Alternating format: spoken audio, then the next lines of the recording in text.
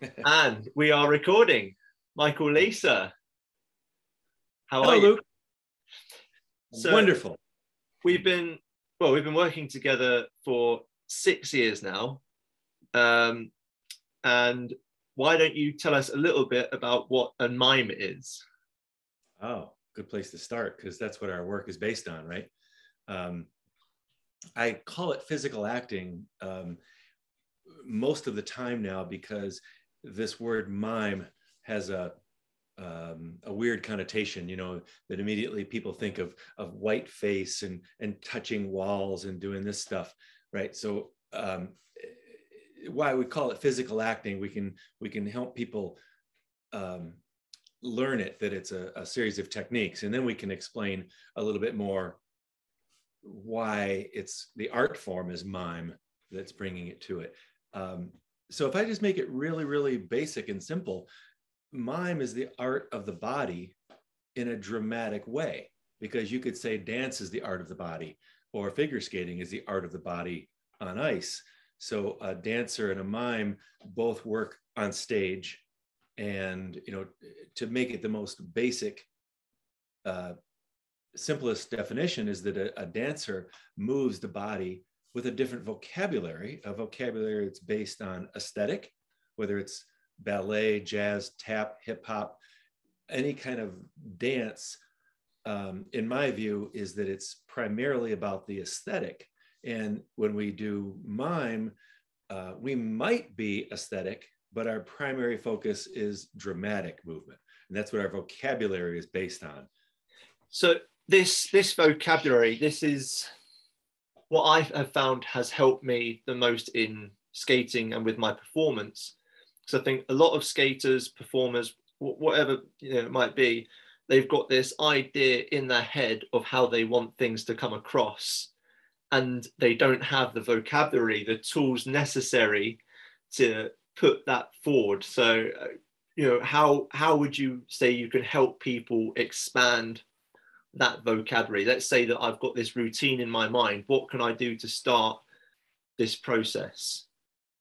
Well, first of all, it's recognizing that there is a process, that there is a vocabulary.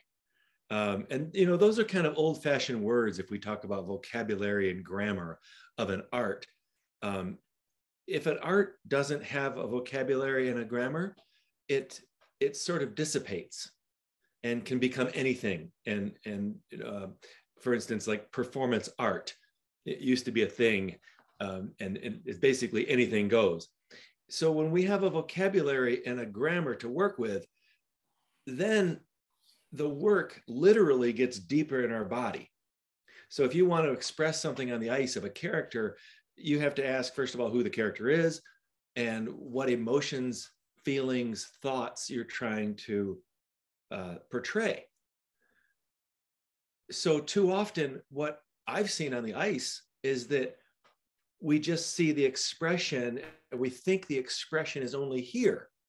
And, on this tiny little camera that I'm on, that's fine. I can make all kinds of expressions that I want to right here. And I could be terribly disappointed, or I could be just raging angry, or I could be just jovial and happy. And I'm, I could put these expressions on my face.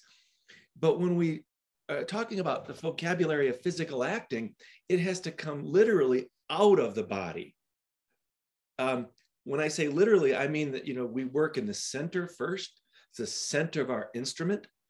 The center goes up toward the chest and it goes down toward the hips, the moving outward from the center of the body. So that by the time we get to the chest, the neck, and the head, an expression is not put on the face, it's coming out of the body. And the easiest one to show is joy, that if I come from here, that if I expand my center, my chest, my neck, and my head, the expression, the joyous expression, we might just simply call it a smile, is coming out of my body. And especially in figure skating, I think because the rink, coming from a performer, a theatrical route where I'm at, that's a huge stage.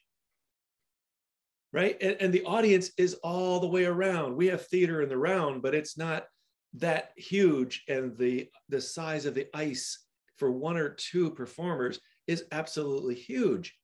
So this idea of coming out of the center of the body has to express to people far, far away. Brilliant. So you've obviously started off as a mime or a physical actor, whatever the best term is for it, and you've been taken into skating. Well, not entirely. You still, I'm sure you still perform and all this business. But what in your sort of experience have you found that figure skaters tend to build habits of the most? Build habits, good habits or bad habits? Or both? Habits that you would like to sort of change, coming from a performance point of view. Okay. Well, going back to what I just said, take the expression into here, because most skaters, it's here and up. This idea of facial expressions. And I'll be very specific to answer your question. Angst face, we call it. That when someone thinks they're being dramatic and they do this, I bet if you watched every single skating performance for the last 20 years, you will see angst face. This, I'm being dramatic, so therefore I'm putting this face on. And to me, as an actor, it's painful. It's painful to watch. Angst is just an easily accessible facial expression. So that's one thing I would love to change. And as you and I have really worked on, probably the most of anything, is that if we can get the breath activated, it's going to inform every single movement that we make. And I don't just mean inhale and exhale, but there are so many styles, so many nuances, so many techniques of breath that we want to explore. And believe it or not, I mean, to answer your question another way, I see so many skaters literally holding their breath. Wow, especially men who are doing a lift, hold their breath. And what reason? It's only because they haven't been trained, to exhale on the exertion, for instance, like we do in weightlifting. You've got to breathe or else you die. So going into the breath a little bit more, a lot of people, one of the reasons why I love doing this work is that it makes something that normally makes us feel self-conscious, expression. It's something that instantly a load of people, when talking about that, go, oh, no, I don't like that. Just let me do the technique and carry on. But with this work, the expression then becomes a technique. There's a breath we should be using, a way we should be moving to convey a certain theme or what have you. So that's why I think this work is so valuable, because it stops people from getting too much in their heads and gets them into feeling out these techniques. And the breath, for me, is what's really wonderful about it, because if you're thinking about what you should be doing with the breath, you don't have too much time to be thinking about whether it looks silly or not. And that's where the extra pair of eyes can come in and be like, yes, that was nice, however, and then we can work from there. That wasn't really a question. That was just me rambling towards you. Sorry. I think you're fleshing it out quite well. What I'm reminded of when you're just speaking, you find it easy to do this breath work, and maybe it wasn't so easy when you started, but I'm realizing, and I realized this a long time ago, when someone is breathing to express, it's extremely vulnerable. It's a very vulnerable place to be, because this art form itself is ourselves. it's our body. We're put up in front of people watching us and our body. And I would dare say in skating, it's easier to do that because it's an athletic thing. And there's a certain separation there. If I'm throwing a ball and a coach is working on my arm technique, well, that's not my emotions, right? So when we do mime and physical acting, it's extremely vulnerable because, and I'll separate this in a moment, because we're expressing our feelings. And I know that when I ask people to sing, it's scary. It's terrifying. If you put the spotlight on me and tell me to sing for 20 people who I don't know, right? I'm feeling vulnerable. I'm not a singer. So this vulnerability is what gets in the way. So when we get to the technique, and this is what I really try to do in a studio, is get away from the ego and the personal emotions and get to the physical techniques just of breath. So if we just go, pretty much you're forgetting your feelings, right? Right. And so we have to respect that. It doesn't matter the age, per se. It doesn't matter the age, because adults will be just as afraid as adolescents possibly to express their feelings. And then to clarify, we are not expressing our feelings, we're expressing the character's feelings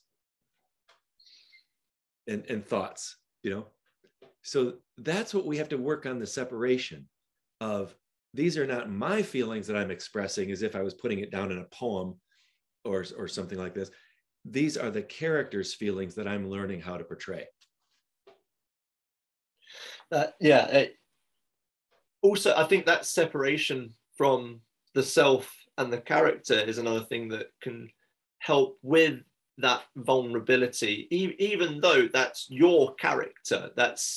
It still wounds the pride if it's people don't like what they're seeing, or if it's not coming across the way you want it to. But the coming across the way you want it to is where this work comes into play, because you're going to do things wrong more times than you do them right at the end of the day.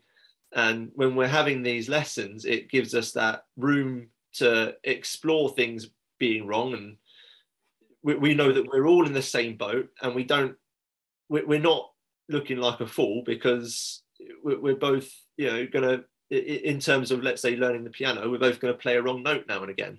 It doesn't matter. Yeah. But when you give that feedback as a coach or a teacher, when you give that feedback about someone's emotional portrayal, that's where the guard is up against the heart, right? There was something else you just said about what we're trying to express. Or I dare say that when I start working with skating teams, and this still happens with teams that I've worked with for a long time, I'll say, well, who's your character? And if I say, Luke, who is your character? You can answer me as Luke, right? And I could say, well, what are you trying to express? And you're still answering me as Luke. But if I say, answer me in first person as your character, I'll start simply with, what is your name? John. John. Okay, so John, how old are you? 36. 36. And John, where do you live? California. California, okay. So John, and right here, I'll look to your partner and I'll ask her, what is your name? And we'll say, she answers me with Beatrice. Okay, good. And so if there's a hesitation in that moment, if you in the first place hesitate, when I say, what is your name? That's still Luke thinking. And I really want the first name to pop into your head to be that, right? And if you hesitate a little bit more, I'll look at your partner and say, what's his name? It's a great exercise to not think very much, but just jump to it. So I look at your partner, and and I say, what is your name? If she hesitates, I look back at you and say, what is her name? And you say, this is Beatrice. Okay, so Beatrice, tell me, how do you feel about John? What's your relationship with John? Where do you live? How old are you? Where are you? You know, we flesh this out, but answering me as first person starts to get us to the actor, Luke, understanding what John is speaking from his heart. Luke has to stay conscious and present as the actor, but he's answering as John.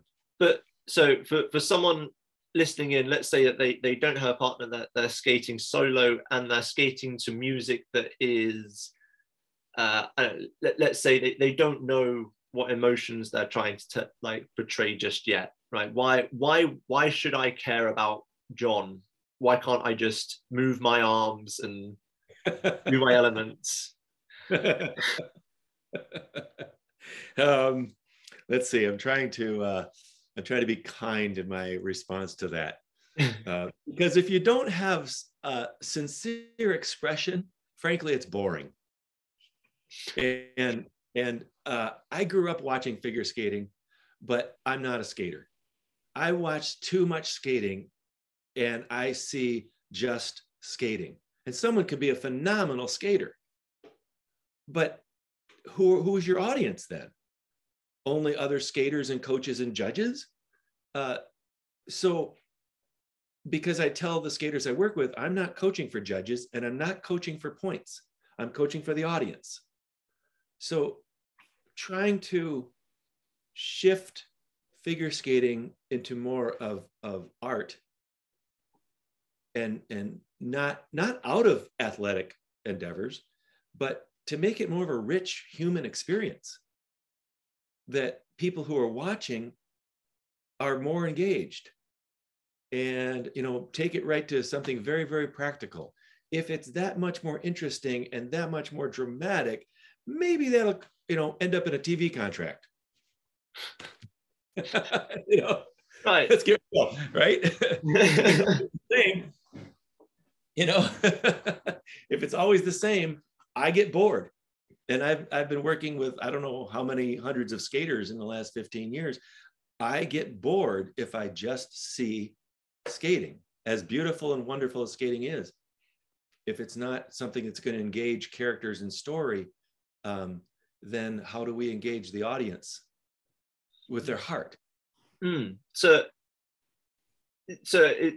I'm a figure skater. The reason I should care about what John is feeling is so that it can, well, essentially help me with my performance, because I've got something to hone in on at that moment that can help me, as you said, make it a bit more rich. Because I think there's so many times when I'm watching a routine and in my head, I try and blank out the music and pretend to know what they're skating to. And I couldn't tell you. It's the music makes no difference between putting the play button on and not. Yeah. Well, I commend you for being able to do that in the first place, to try to do that, because we have this phrase, skate to the music or dance to the music. And I have done this with my mime students before. We don't disregard music. We really try not to use words in our music. But if I meet with an actor who's trying to do a solo piece and the music is richer than the acting, if I can shut off the music, do I know what's going on? Then we can really quickly sort out, is the actor relying on the music, right? And so it's a touchy thing, because in skating, you're judged on musicality, right? And your rhythm and all of that. So if we recognize that there are basically three elements, not skating elements, but three elements to figure skating in a dramatic, artistic sense. There is the skater, who's also the actor. There's the music, and there's the costume. And these three things, you know, foregoing the fact that they're going across a hard, slippery, wet surface on a little blade of steel, that's not by department. But these three aspects are what the audience gets their information from, right? So that if they're going to do a piece, a program about two clowns, and their clown outfit is like a real clown outfit, it'll be too rich. It'll be too important. But if and their music is, it's really easy to pick out Send in the Clowns as a song, for instance. Well, there's two things that are already very rich, but like you say, can we take away that costume, and can we take away that music, and can we still see two clowns based on their movement?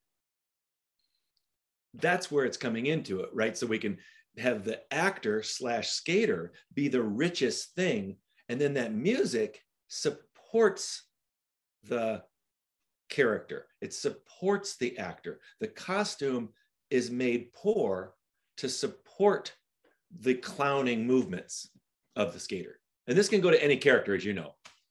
Yeah, absolutely.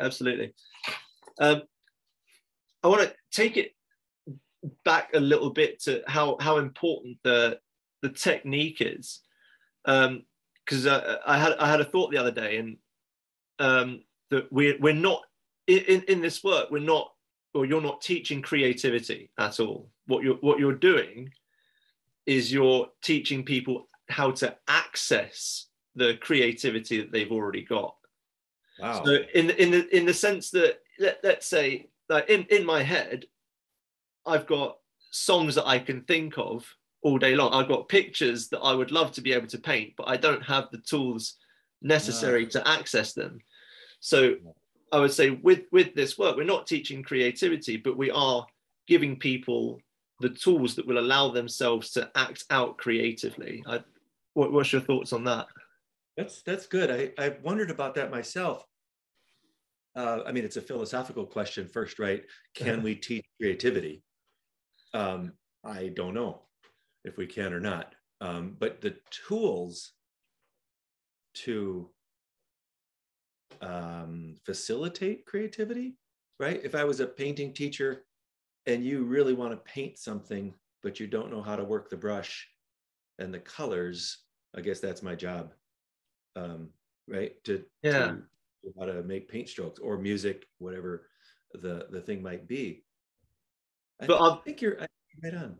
But I also might now contradict myself, so I just thought of something else, because well, you do this, you've taught us this exercise where we're going into it and we don't know what's gonna happen yet. We're gonna use technique to explore movements and to see what will come of it. So when we start the work, I don't know how it's going to finish up. So I guess in a way, you do teach creativity. I'm not explaining that technique too well. Can you take us through that and what that is?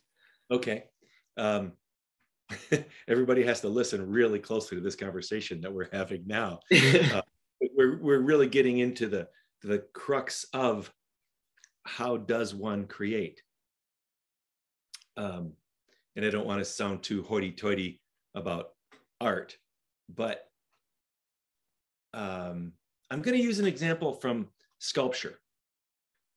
I'll give you a lump of clay, and you can probably turn it into something, right? And the easiest thing that whenever I've played with clay is turn it into a snake, right? You just make it roll it out, right? That's probably the easiest thing. But that's still only using my fingers. And to really work clay, we have to know that it's going to dry out some. It's going to change in its quality. I have to use those little wire things or a little chisel. And all of that is what we're talking about with technique. You can play and learn how to shape things in this. And maybe you can figure it out, how to make something exactly like you envision. And bless your heart if you can. There are natural actors, we see them all the time, that don't have training. For the rest of us, we need the tools to know how to get there.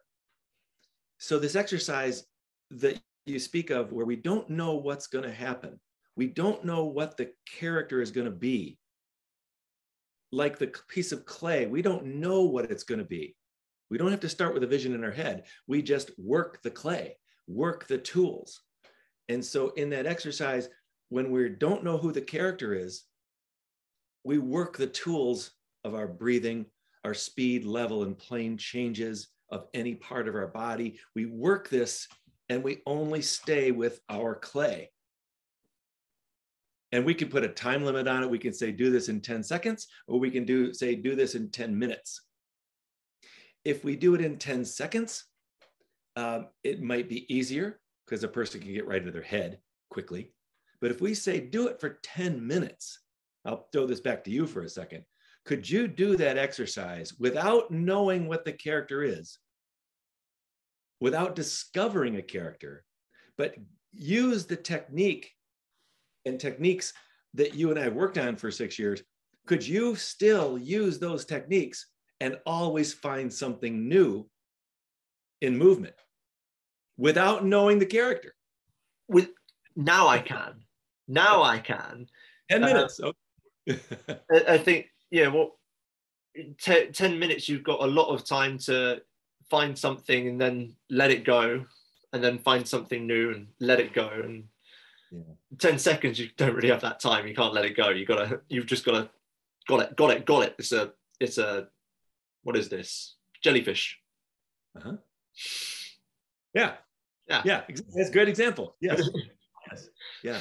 So when I use 10 minutes, I mean, like, that's a really long time to still provide new information if somebody's watching, remember, because this isn't just you alone in your studio. Is it still interesting? So if we just start with this, and I start with a position like this,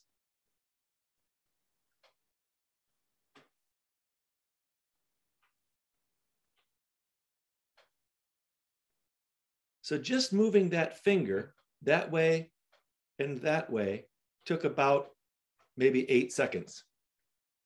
What's behind that, as you know, is that as I went this way, I was inhaling because that finger is expanding. I went this way and I exhaled, and that's a contraction, right? So if I do that, and this is me thinking now just as the clay, right? So if I do this,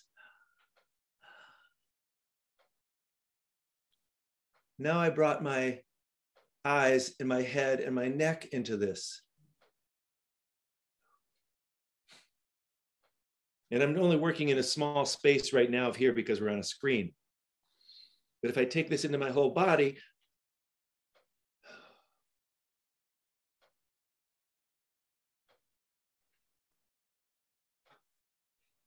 I have to just keep asking myself, is this character that I'm playing finding reasons to move based on thoughts and feelings? Now, in this short part of our discussion now, keep in mind that figure skaters are not taught to work this way. They're taught to listen to the music, another art form, and then fill that up. If you're going to do Phantom of the Opera, listen to the music and then be the Phantom. It's already existing. This work is, let's see what character is there waiting. But I still love that, because you might find something that you can apply to your current character, future characters, whatever it may be. I still think that's absolutely brilliant. Maybe you've got a routine in your head that you've been waiting to use for a while, and you find these movements and it just goes, yeah.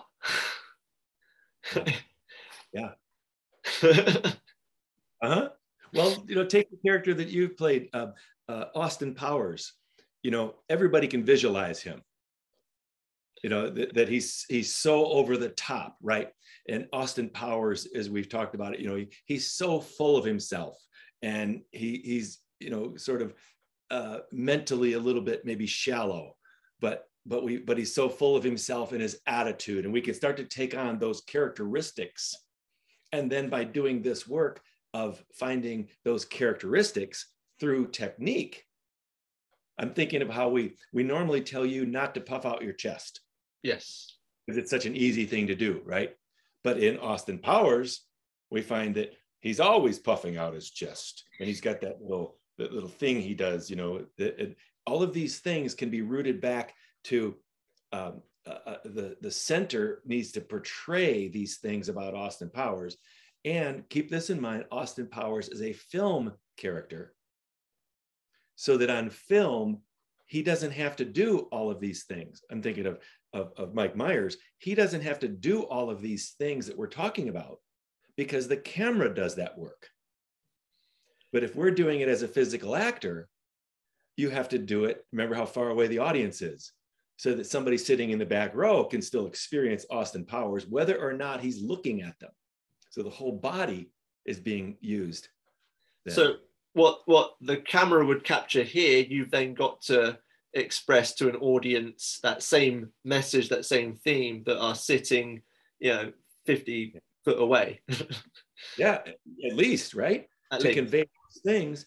And keep in mind, a skating program is 4 minutes, right? So that Mike Myers playing that character has 90 minutes to and months to work and do what they arrive at on the film screen, and the costume and the setting all around that. All of that stuff is a story that's being done for cinema, when you're doing it back to our stripped down stage of the ice, where all you've got is your body, music, and costume. Mm-hmm, mm-hmm. And I'm going to just ask you very quickly, picking you back up on when you were working out those movements for a character, you moved your finger and you said that because this is an expansion, it's an inhale, and because this is a contraction, it's an exhale. Why?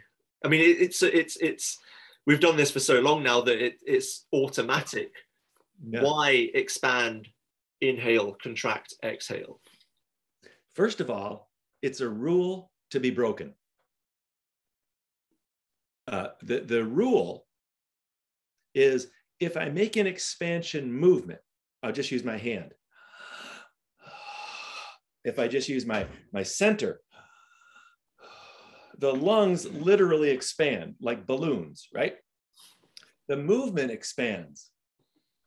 So the feeling of joy, I'll just toss this back to you for a moment. We'll just do a little Q&A really quickly here. Just thinking about feelings. Does the feeling of joy expand or contract? I would say that certainly feels like it expands. Yeah, and immediately before a word even came out of your mouth just now, your eyebrows expanded. Remember, I see everything, right? So then now take it to another one that's not so easy. How about sorrow? A person who is in sorrow is not expanding. They're contracting, right? So I always think, the example, somebody walking into a party. If somebody walks into a party and they're going to take over the party, they're expanding. They're expanding into the room. If a timid person walks into a party, they're contracting. So you see how we just named joy and sorrow and timid, 3 emotions. And there's a lot more. Of course, there's 34 different character attitudes that we work on with this. But if we did joy, if we didn't talk anything at all about technique, someone knew nothing about what we're saying right now. And if you just give them the idea of expansion and contraction, then you could say, does joy expand or contract? Of course it expands. Does sorrow expand or contract? Of course it contracts. We know that, just awareness of simple feelings. But if we do something like anger, this is where the rule gets broken. The attitude of anger, when we do anger, it comes out of the center up through the chest especially, and is here.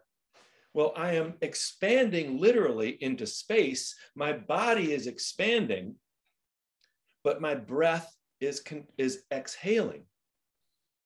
That's where it would not make sense to expand and inhale with anger, because it would change the feeling. If I inhaled and did anger, it feels like frustration or something else. It's not anger. So anger is like pushing weights. You have to exhale to exert your muscles to push weights, and it becomes, this is strong. This is also where we, of course, get the voice. And then fear, the feeling where I hear is fear. My body is contracting in space, but I'm inhaling. And so that's breaking the rule. And what you're doing when you were doing joy, timid, anger, fear, we've done these before. I think you've called them, are they archetypes, emotional archetypes? What's the word for these specific movements?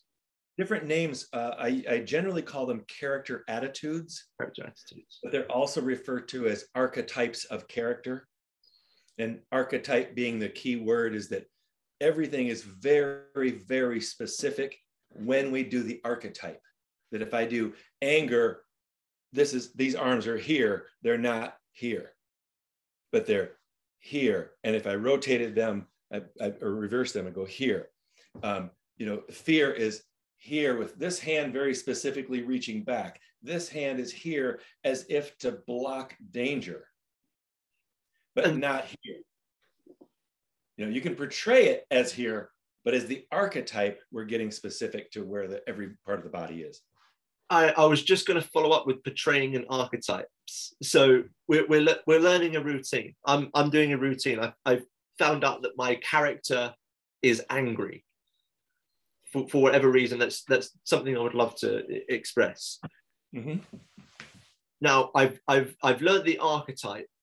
What's the next step into turning that into a theme? Because I can't go around the whole program constantly going, right.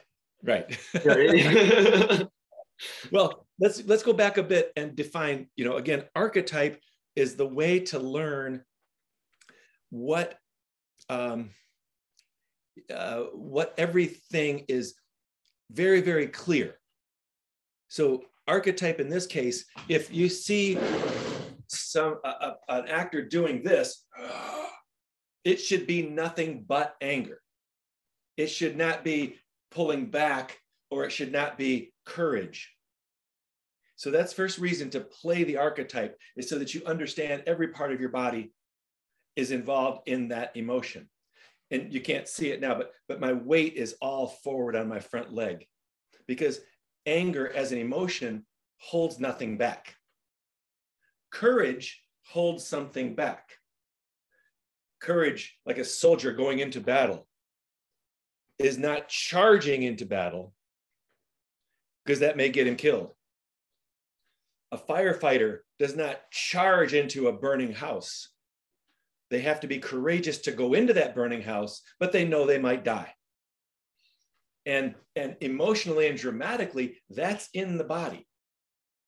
So that I may be going into this to fight this fire, but there's a part of my body that holds back, knowing that it's dangerous. And it's sort of I don't want to get too complicated in that, but it's sort of like respect for the fire.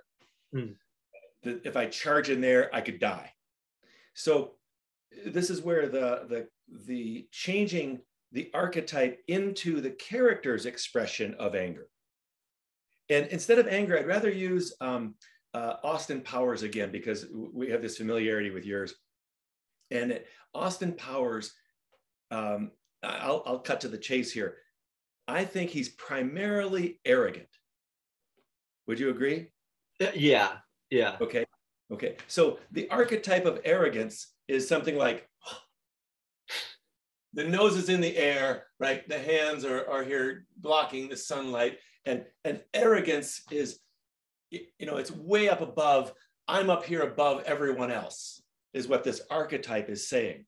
So you take Austin Powers, who's arrogant, and we have this as an archetype of arrogance.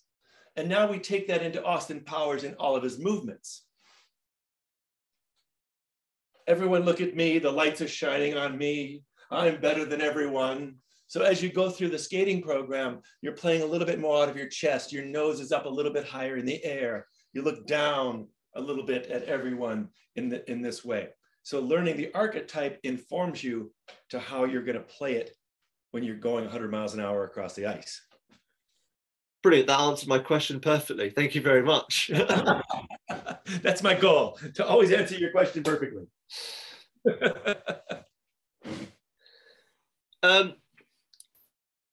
Yeah, I think we've covered a lot of ground.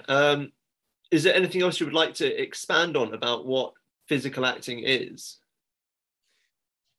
and what it can offer? Reflecting on our conversation that we're having right now, it may seem a bit daunting. You know, when we speak about the exercise of not knowing the character and then discovering the character, is such advanced work. And, you know, I usually say it takes a couple of years for someone to really start to absorb this work. However, we can do something like just do the expansion and contraction exercises first and get that into someone's program.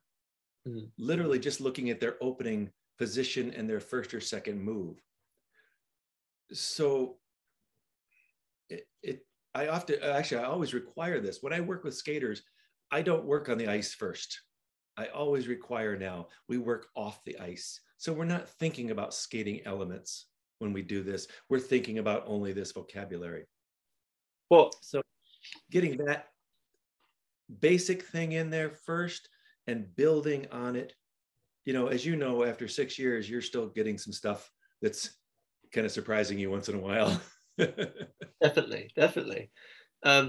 Well, with that being said, actually, we're hoping to be doing some Zoom lessons, some online Zoom lessons. The date is currently the 6th of December, and I think we're hoping to start that sometime in the new year. I think that's when we're going to be able to get everyone to be organized. So it's going to be a level playing field, everyone starting from scratch, essentially. And what do you think people can expect from these online lessons? How are we going to get started? What is it going to progress into? Well, first of all, we'll do them for roughly 30 to 35 minutes. And hopefully there's two things I sort of really want people to do. One is to commit that it's not drop in, because we're going to progress. It's going to be a progression as much as we can based on who's in the sessions. Meaning I don't really want to start over every month, although that'll probably be part of the process. You go back and get the basics. The second part that I really hope people will do is practice. You know, because 30 minutes out of an entire week, and I'll give things for people to do, whether that's hand exercises or breathing exercises to do, it'll make it so much more rich of an experience if people really commit to learning it. And so, I mean, we could spend weeks and weeks and weeks just on breath, but people might get tired of breathing so much. But we do have to get that. And we want to start right away getting the breath connected to movement. You know, like I did with that example of this, that if it's my hand and I just do this and this, if I don't have breath with it, it's just movement, just a pedestrian movement. So we'll do a combination of technique and theory. Perfect. And also, you know, there always seems to be questions about something. So I want to make sure we have enough room each time for that too. Yeah, there's always questions and there's always homework. And with that being said, if we do manage to get quite a few people, I'll probably start a group chat so that we can all share our homework. Excellent. Build a community out of it. what I'll do is I'll put your information in the description below. But if people want to contact you or message you, how would they go about that? I would say probably email is probably my preferred way. michael.lee.mime at gmail is probably my preferred way. I can express myself a little bit more if people have questions. And I probably should update my website, michael.lee.mime.com, so people can get a little bit more. But there's enough information on there that people can look at it and see who I am and what my background is. That would be the two ways, right now to look into. If I don't want to be flooded with emails right now, asking a lot of questions, of course, but people can look at it and see not only on my website who I am, but what my background is, and see where this work is coming from. Absolutely. That's pretty important, yeah. And if they want to join the classes, just shoot you an email, let them know that they're interested, and you'll be able to send them out a Zoom invitation when we're getting going. We're going to need that, exactly, right? I have to get their email to do the Zoom. Yeah, and the commitment, when we set the time for it, I want to stress that, that we really need people, if they really want this work, and they're, if they want to improve their dramatic expression, then they have to do the work, and just being able to commit, so that it makes it so much better if we have a continuity to the work.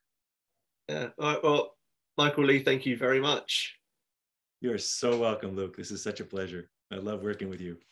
All right. Until next time, sir. Okay, my friend. Take care. Bye. Bye-bye.